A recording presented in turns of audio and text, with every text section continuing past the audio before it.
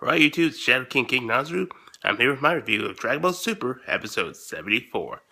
We start off where we last ended, with Jocko getting ready to shoot his microcosm cannon at Gohan, thinking that he's the intergalactic criminal Wadagosh. But Gohan explains to him that he's actually Goku's son, which, after revealing his secret identity, Jocko believes that he is Goku's, as he puts it, mediocre son. To which the pop star Coco agrees to. And I felt that Gohan's pride just went out the window. That was funny. So anyway, Jocko explains the situation, and Gohan wants to make the smart decision and just want to wait for his father Goku to come and fix things. But being that this is trying to be a Goku free episode, we're not going to have it. But in story wise, Jocko doesn't want anybody else to know about this and wants to keep this a secret. And in return, he promises to keep the whole Sky date with Coco a secret from his wife. But Gohan says that's not what it is. Yeah. So anyway, Gohan takes Coco back to her apartment where they rehearse their lines. But this turns out to be a plot set up by Barry Khan, who forces Coco to try to seduce Gohan so he could get pictures and show it to Videl and ruin Gohan's marriage and reputation. All because Videl humiliated him in front of the paparazzi, and Gohan upstaged him as a stuntman. Barry Khan, I'm going to take a cue from Lucifer from the TV show of the same name, and where he calls Detective Dan Detective Douche. I'm going to call you Actor Douche from now on. So yeah, we have Actor Douche blackmailing a pop star to get back at Gohan for petty reasons. Douche.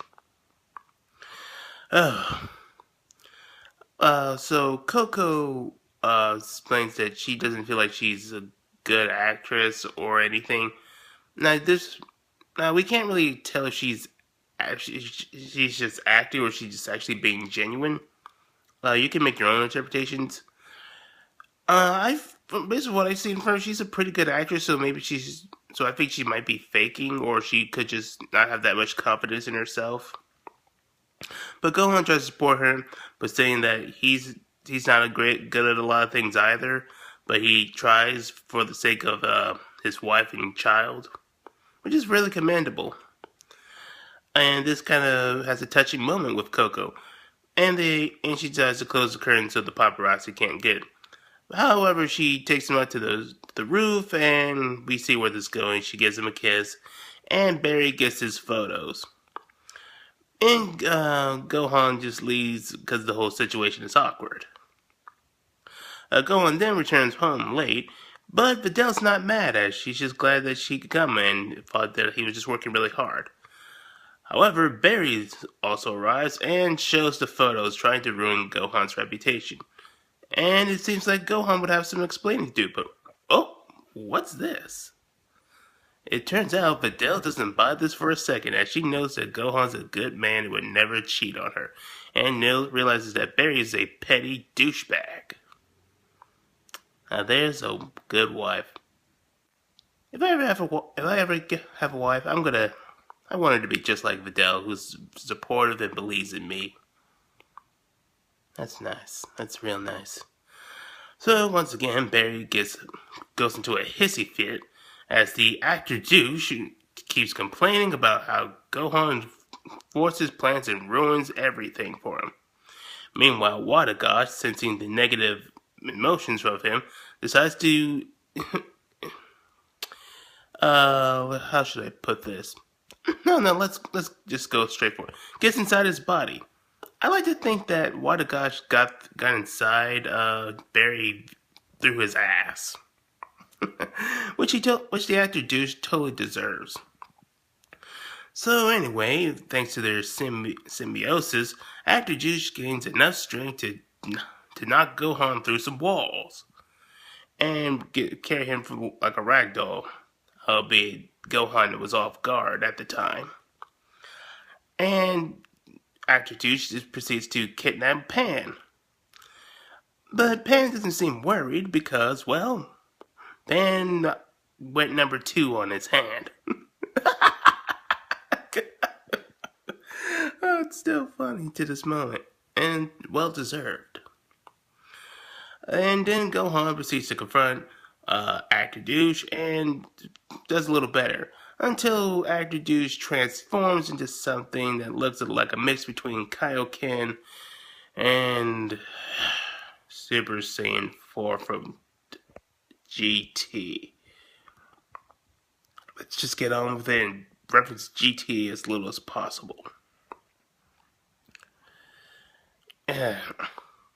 Anyway, Gohan still has the upper hand until Wadagash transforms again and gets the abilities of heat vision and starts to overpower Gohan. And everybody's worried that Gohan isn't making it, but Videl seems fine. And Jocko says that he wants to use the microcosm cannon to destroy Wadagash, but they said he doesn't want to do. But Gohan doesn't want to do that because he feels that would kill actor douche, even though it's well deserved. But he doesn't want his daughter to see something like that. Gohan, that's commendable and all, but this is Dragon Ball. People get into fights and die a lot, so that's pretty much unavoidable. Hey, there's going to be a multiversal tournament where people are going to die. But anyway, Gohan finally manages to beat Actor Douche and Wadagash by turning Super Saiyan that the director, while filming this, dubs Super Great Saiyaman. And Gohan fires the Kamehameha, which he calls the Super Great Saiyaman beam. Yeah, we're just gonna stick to the Kamehameha if that's all the same to you. And then everything turns out well with people thinking that this was all part of the movie, and Coco takes Actor Douche's proverbial manhood by saying that if he ever tries to act out of line, she'll tell everyone that he was the monster.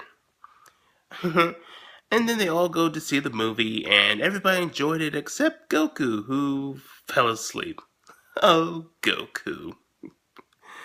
Oh no, this was a really fun episode. We did get some funny stuff, some solid action for what it was, and some really good character moments with Gohan and Videl, especially Videl. She's really proves herself to be a supporting wife and doesn't take people's bullshit. And it was also funny to get actor douches come up numerous times in this episode. So that was my thoughts on episode 74, and I'll catch you guys later.